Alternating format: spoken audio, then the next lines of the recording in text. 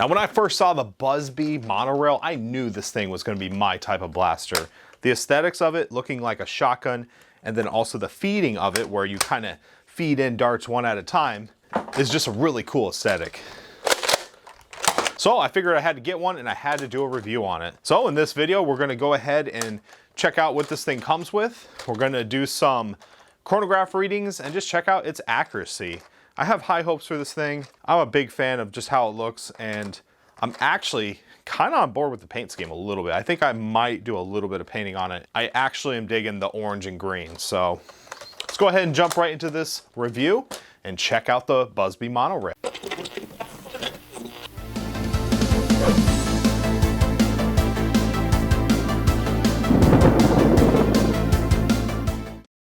Now, anyone who's been watching my channel for a bit would know that I love pump action shotguns and anything that resembles a pump action shotgun.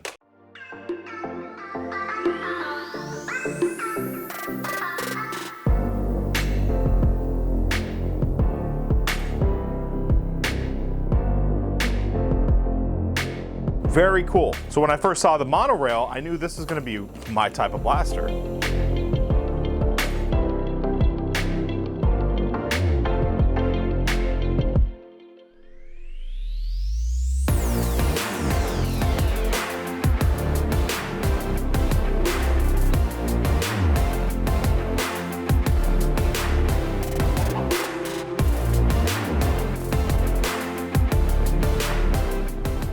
So the monorail came out in 2017. This is an Air Warriors or Buzz Bee blaster. And the cool thing about it is it actually has kind of a tube in which you put darts in, thus the name monorail. So it's kind of a rail, I guess. It comes with this cool little forward tactical sight, and this thing is adjustable and it does come off. The Picatinny on here, or the rail attachment, is a little bit different than your traditional Buzz Bee type of rail.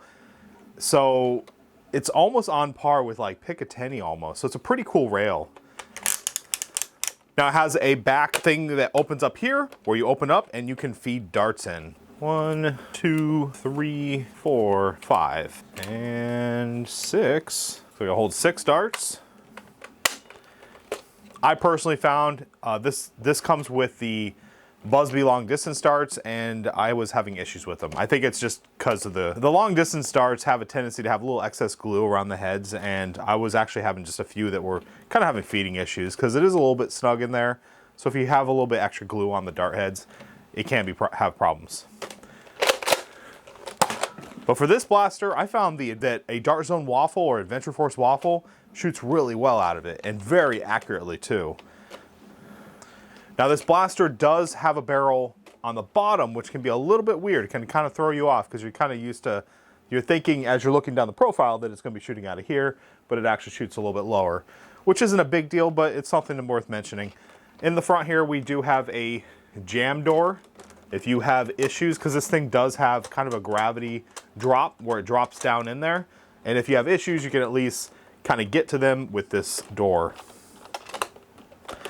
Also, keep in mind, you have to prime it back when you to actually see the dart kind of drop down in there. So once you see it drop down in there, you know you're good to go. And take a shot. The pistol grip on this blaster is probably by far one of my most favorite pistol grips on a Buzz Bee blaster. Feels great for me personally. And just everything about it, it's just a really good feel. I think the way the colors are broken up on this blaster, it would paint up really well. I'm really have some ideas of how to paint this to make it look really good, and I believe it can actually take a spring upgrade, so you can make this thing a really formidable war blaster. So taking a look at the package, this blaster comes with 12 darts and the blaster, and that's pretty much it. That's all that comes in there.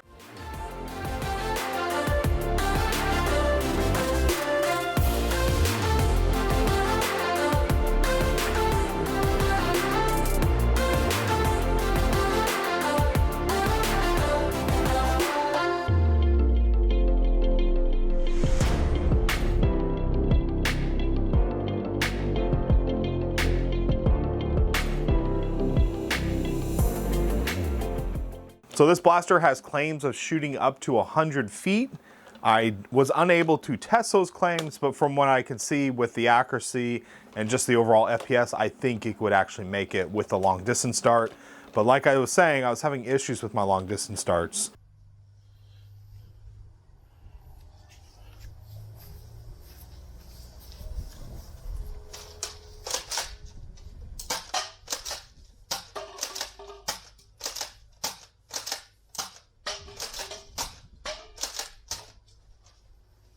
In addition, I tried to do some chronograph readings with them and it just was unreliable. So I ended up switching over to the Adventure Force waffles, and let me display the chronograph numbers I got with those, which were all right. I imagine with the spring upgrade, this thing will be pretty nice though.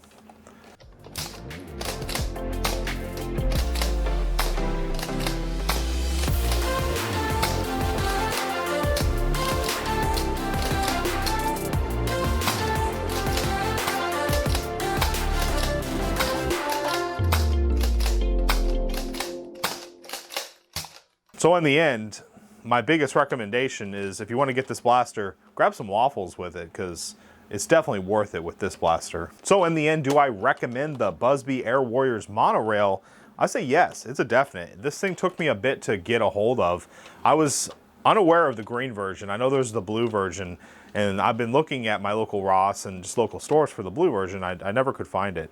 So when I saw this thing sitting there, it was like an instant buy because yeah, I didn't even know it came in green. So if you can find one of these, I would definitely recommend grabbing one. I would even grab these if I saw it at a thrift store. I think there's a lot going on here, so there's a lot of potential for things to get broken. So I'm a little skeptical about buying one of these at a thrift store, but even so, I still would probably grab one for at least just for parts. I mean, the shell alone and the aesthetics of it are really nice. Well, I'm DrFlux. I want to thank you for watching this video. Let me know in the comments section if you're a fan of the Buzz Bee Monorail. I think these things are really cool. I actually want to grab another one. Maybe even find the blue version. I want to thank you all for your support. We are currently running a show on Wednesdays. It's called Wheel of Blasters. And if you'd like to have some input in there, just go over there and vote because we put a blaster on the board and that is the one that gets put on the wheel and we spin it and we do some reviews and talk about them. And it's a really cool show.